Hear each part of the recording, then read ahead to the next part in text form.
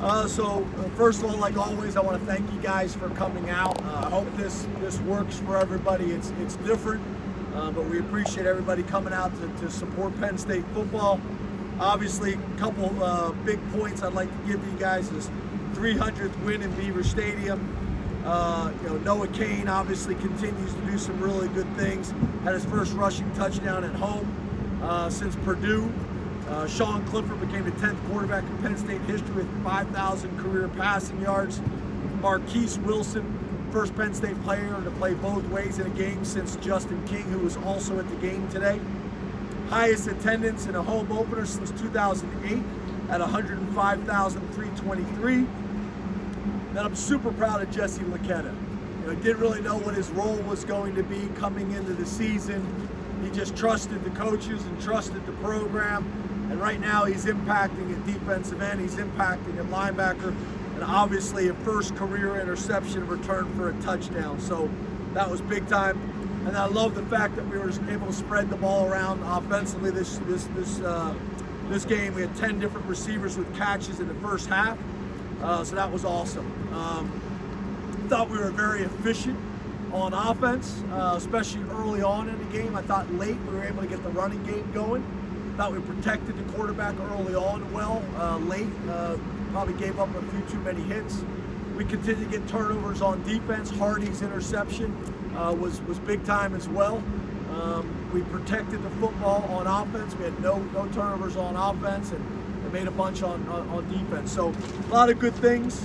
When we talk about statistics, we won field position, we won turnover battle, we won the explosive play battle. So when you do that, you got a chance to be successful. We did not win the penalty battle. I'd like to get that cleaned up, but penalties, to be honest with you, as I've stated before, don't have a huge impact on winning. So the stats that matter most, we've been winning. So appreciate you guys all being here. Open up the questions. James, you were able to play a lot of young guys. Could you just give a general assessment of the value of that, and what did you think of Roberson when he got in there? Yeah, really valuable. I mean, I don't think we gave up a touchdown with our group that normally plays in the 2 deep. We gave up a touchdown there late with I guess you call them the threes, the guys that don't normally factor into the rotation. There's tremendous value in them getting reps, but there's also tremendous value in saving some reps off our guys, especially on the defensive side of the ball that got too many reps probably the week before. Taquan, I wish we would have got a stop a little bit earlier, because I think we had decided to put him in with a little over 9 minutes to go in the game, and it went on a long drive, so it ate up some of that. But it was important to get him in the game, and obviously to be able to throw a touchdown pass was big time. So there's a lot of value in it. Creates a healthy locker room as well. James, you said earlier in the week a trap game. There were certain signs. What did you see in the team the last few days that made you believe that they weren't going to fall into that? They were going to believe. Yeah, I don't think I said it was a trap game. Somebody asked me if I believed in trap games. To your question specifically, I thought we practiced well. I think our standard of how we operate, no matter the competition, in conference, out of conference, has been pretty good. That's a good football team. That's the MAC returning champs. I looked up on the scoreboard after the game. I saw some close games around the country, and specifically just some MAC teams, and that's probably the best team in the MAC, with I think 21 returning starters and 16 super seniors. So give them a ton of respect. But we try to make sure we approach every opponent week in and week out like it's the most important opponent that we have on our schedule all year long. I hear that, and I know what you mean, but do you believe in load management now that the game's over? Did you get what you wanted to get out of this game? Because you got Auburn next week, you have Wisconsin last week. It's tough. Did you get a little bit of rest for guys that needed it? Did you get work for guys you thought? Is load management a basketball term or a football term? It's a baseball term. Baseball term. I had never heard it until a couple of years ago. But to your point, yeah, I'm going to be interested to see what the rep count was. Specifically on the defensive side of the ball, our rep count was way too high. last week, at Wisconsin. So to be able to play well today, get some of those guys, off the field and out of the game early, so that we can be as fresh as possible come Sunday and practice well. But that wasn't going to come at the expense of winning today and playing well today. But yeah, I thought if I had to say before the game that it would play out that way, I would have been happy with the way it played out.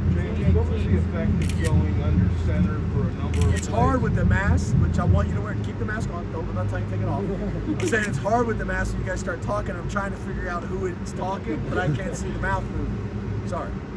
What did the effect of going under center? How did that help you, or were you pleased with it? Going under center. I heard you. It was awesome. I don't know if you guys saw when we did it. The clouds parted and the sunshine. It's like, oh, and the whole stadium was so happy. We won a lot of football games from the shotgun. We'll win a lot of football games under center from the shotgun in the future. I thought when we ran the quarterback sneak from under center, I thought the stadium would erupt, but everybody's moved on. Everybody's moved on, except for you. James, to a fast start, big early lead. How much did that dictate? What led to that efficiency, especially early on? Yeah, I just thought this week on first and second down offensively, we were more effective. So it created more, advantageous third down situations. I don't have the data yet, but I think we actually picked up more first downs on first and second down, not even getting to third down, and that's helpful too. I just thought we were more balanced, we were more efficient. Part of it is how they play. They played soft. They were not going to allow us to throw it over their head. I think that was obvious in their game plan on the defensive side of the ball. But by doing that, you create some free access throws, and I think we threw for a pretty high percentage there in the first quarter, first half. So it's kind of give and take. You got to pick your poison a little bit. How important was it for your defense? How important was it for It was about 3 people. But yeah. me now. So how important was it to your defense to get that stop, considering those guys called 2 timeouts? At the end. Yeah. Yeah, I thought it was really important, obviously. And to be honest with you, the fans start booing. And that's what you should do. You got an opportunity to get reps with your guys and try to score. I think I got no problem with how they managed the game at the end. And it was great to see some of those young guys get in and play. I thought Jamari Butt made a really nice play on the perimeter, fighting through a block and making a tackle on a perimeter bubble screen. And there was other flashes like that as well. There's a bunch of things that we got to get cleaned up. That's what I talked to those guys about in the locker room. We got to be smart tonight, go out and enjoy this win. And then we got to get in there tomorrow. The good thing, I still think there's a lot of improvement that can be made and should be made, and we're gonna have to do that. James, you don't take anything for granted, but what was it like to have 105,000 people supporting you today? Yeah, it was awesome. I mean, in some ways it was emotional, to be honest with you. Thursday night, you start seeing the RVs coming into town, which was cool. Friday, you felt the electricity in town. Saturday, driving the blue buses from the hotel over to the stadium, and the welcome that we got was unbelievable. It was unbelievable. And then I thought the environment was great in here. Like I said, I think it's the best opening home game attendance that we've had since 2008, and I'm very appreciative of that. I know the community's appreciative of it as well. I thought it had an impact on the game today. We're going to need that moving forward.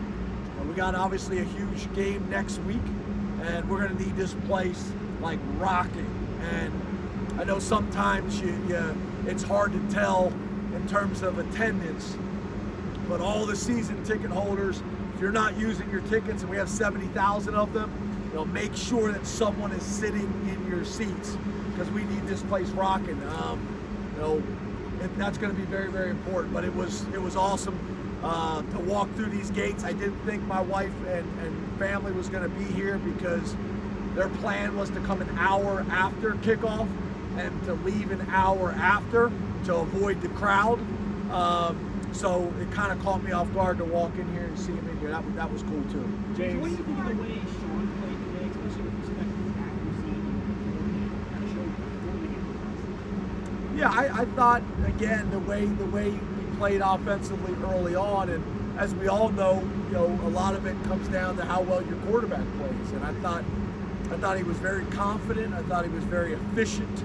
I thought he was very poised early on. I thought Mike, called a really good game that put Sean in advantageous situations as well. And then when Sean had an opportunity to make some plays, extend some plays, he did that as well. I don't think he gets enough credit for the type of athlete he is. And that one long run, I don't know how long it was, but he was running away from people. So that I know, sitting in with our defensive staff, breaking film down, when the quarterback shows that on film, it gives you concern because it really takes away from some of the defensive calls and coverages that you can make. James, what? Tip players catch a pass? What does it say for the diversity of your offense? Yeah, like I said early on in one of my bullet points, whenever you can spread the ball around to that many people, it creates a healthy locker room. It makes it difficult to defend, so they can't bracket a specific receiver. I thought we also were able to get Jahan involved early on, not only in the passing game, but also in the fly sweep that we ran. I think we got to be a little bit better at punt return and giving him a chance to make some more plays in terms of holding guys up. But overall, damn good. Thanks, guys. You got your